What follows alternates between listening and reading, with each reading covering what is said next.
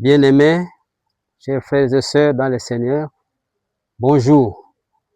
Nous avons déjà parlé de la dîme.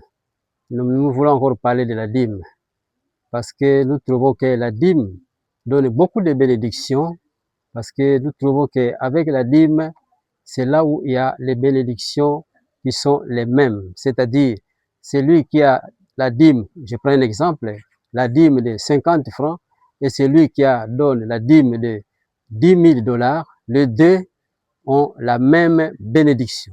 C'est pourquoi nous voulons encore parler de la dîme et que cette dîme soit une dîme qui ne sera pas seulement pour les adultes, pour les jeunes, mais même aussi pour les enfants.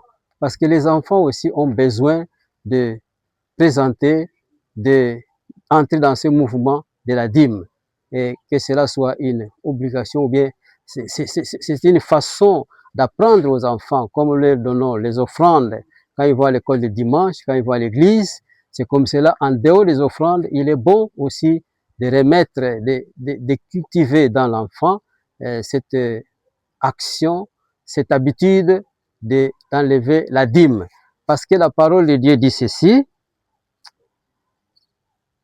un homme trompe-t-il Dieu, car vous me trompez, et vous dites, en quoi t'avons-nous trompé? Voici la réponse. Dans les dîmes et les offrandes. C'est pour dire que il y a la dîme, ou il y a les dîmes, et puis il y a les offrandes. Et on ne peut pas oublier qu'en Israël, il y avait beaucoup de sortes d'offrandes. Il y avait holocauste, offrande, de ceci, de cela, et puis la dîme. Et je vois que la dîme, c'est la base de tout ce qu'on peut donner au Seigneur. Et quand on dit la dîme n'est pas seulement problème d'argent. La dîme, c'est tout ce qu'on peut avoir. Il y en a qui pensent que quand on parle de la dîme, c'est seulement l'argent. Non, la dîme, c'est tout ce que nous pouvons posséder. C'est-à-dire qu'avec la dîme, nous donnons la priorité à Dieu. Nous donnons la priorité à Dieu parce qu'on nous dit d'abord Dieu et les autres choses nous seront ajoutées. Et quand on présente la dîme, on a donné la priorité à Dieu. Et au-dessus de la dîme, c'est là qu'on va donner d'autres choses. Parce que si nous disons que, bon, en ce moment du Nouveau Testament, nous sommes dans la période du Nouveau Testament, on n'a pas besoin de la dîme, mais on donne ce que nous pouvons donner. Oui, mais qu'est-ce que nous pouvons donner? Nous pouvons commencer par la dîme et puis on ajoute et non pas dire seulement que nous donnons ce que nous pouvons donner. Et comme je venais de le dire, la dîme, ce n'est pas seulement de l'argent.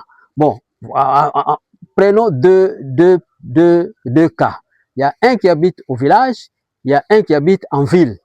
Celui qui habite en ville n'a pas de champ. Mais celui qui habite au village, il y a les champs. Et peut-être encore, il y a un autre qui habite aussi au village qui a des animaux. Alors, comme vous avez des animaux, mais vous pouvez enlever la dîme des animaux. Comme vous avez les champs, vous cultivez les arachides, vous cultivez les maïs, vous pouvez enlever la dîme des champs, pardon, la dîme des haricots, la dîme des maïs. Donc, c'est la dîme. Et puis, celui qui est en ville, lui, n'a pas de champ. Il va au travail où il est payé. Il a la rémunération, on lui paye peut-être, je prends un exemple, de 100 000 francs congolais.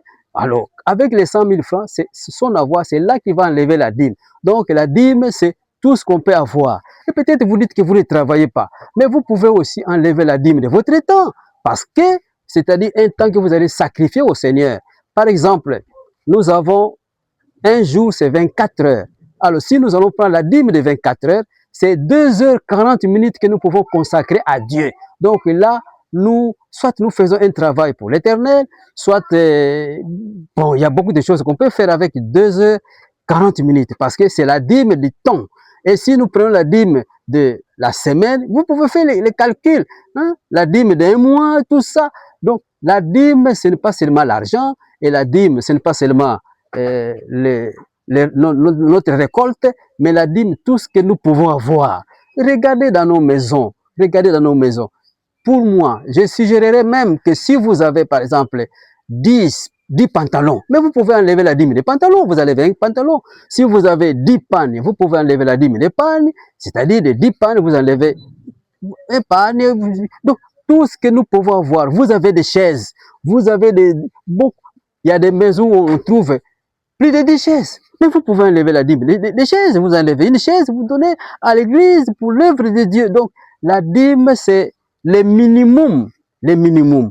Bon, évidemment, on nous dit que nous allons donner ce que nous avons résolu. Ce que nous avons résolu, ce que nous avons pensé, ça doit commencer par la dîme. Et puis, on ajoute, parce que la dîme donne beaucoup de bénédictions, les bénédictions pour soi-même, les mêmes bénédictions pour n'importe qui, mais aussi les bénédictions pour la nation.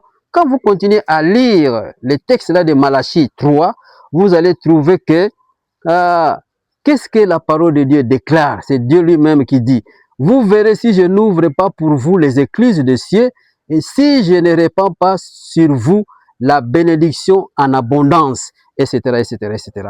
Et on nous dit, toutes les nations vous diront heureux, car vous serez un pays de délices, dit l'Éternel des armées. Notre pays peut devenir un pays de délices si tout le monde pouvait commencer par respecter la dîme. Oui, je sais qu'il y a beaucoup de questions sur la dîme, etc., etc.